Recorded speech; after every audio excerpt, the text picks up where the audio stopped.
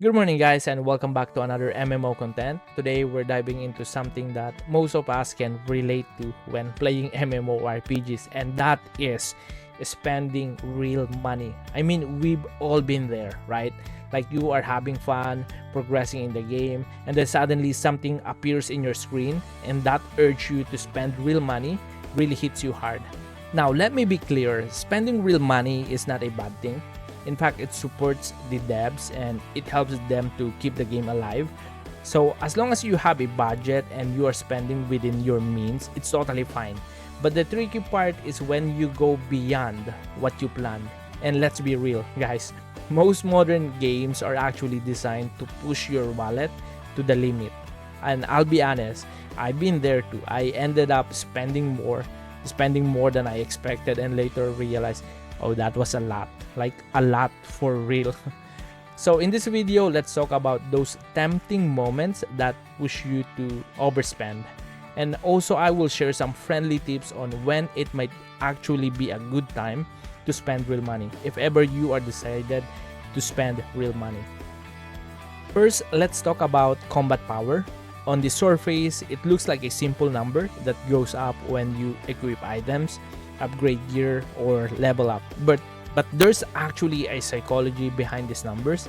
Like once you start comparing your combat power with your friends, with your guildmates, or even in a leaderboard players, that FOMO kicks in. Suddenly you feel the urge to catch up, maybe do a few more gacha pulls, hoping for a legendary costume or legendary weapon that will boost your CP. Oh, oh, OMG.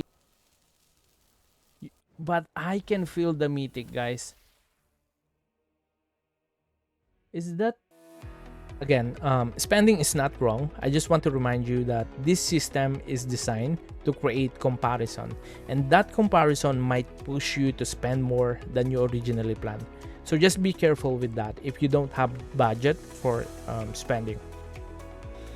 Okay, so next is in the questing part of the game. At first, the story quest feels very smooth, especially with auto questing, but then suddenly that quest will come where you will hit a wall, a quest that feels impossible to finish even with all of your upgrades. Now, the ideal way to deal with this is to pause the main quest, explore the other game system, grind a little bit, and slowly build your strength. But not everyone has the patience for that. Some might get bored with that long auto grind, like say 1 to 2 days grinding. Not everyone has the patience to do that. That's why usually they will feel like the fastest way is to probably spend real money in the game. So this is another moment where players get tempted to top up or to spend real money. Again, it's your choice. Either enjoy the slower grind of the game or spend a little if you think it's worth it. But just be aware, this is one of those moments where your wallet might be at risk. Now, here's one of the things that I'm sure you will notice too. April 29 is the launch day of the game. And for a lot of us, that's also around our salary day, right? So yeah, that day for sure we have a lot of money, and the best way to reward ourselves is to spend money in the game, right? Like we have this feeling that it's okay to treat yourself. But here's my tip, guys. If you are really decided to spend money, I suggest that don't go all out on day one. Try to focus your spending only on essential items that can make your early experience smoother. You know why? Because there are actually crazy sales that you will encounter while playing this game. So here in the shop, some prices here are actually clearly designed just to make you think that they are the original price.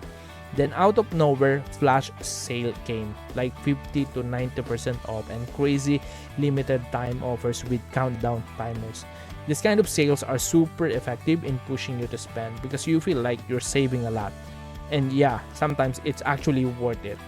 So if you really have a budget for spending in the game, I suggest to save the big part of your budget for this kind of crazy sales. You get better value and you feel more good about what you spent.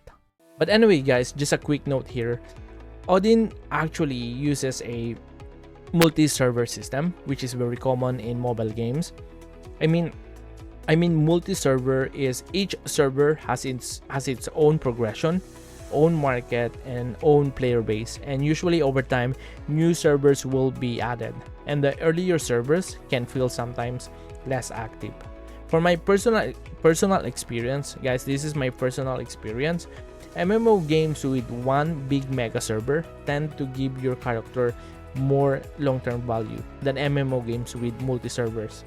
I've seen this in other games. Again, this is just my observation. Maybe I'm wrong. So if you experience something similar, or let's say opposite, different, let me know in the comments. So yeah, free-to-play games with microtransaction can sometimes be more expensive than premium games in the long run. But that doesn't mean they're bad. It just means that we have to be smart and mindful about our spending.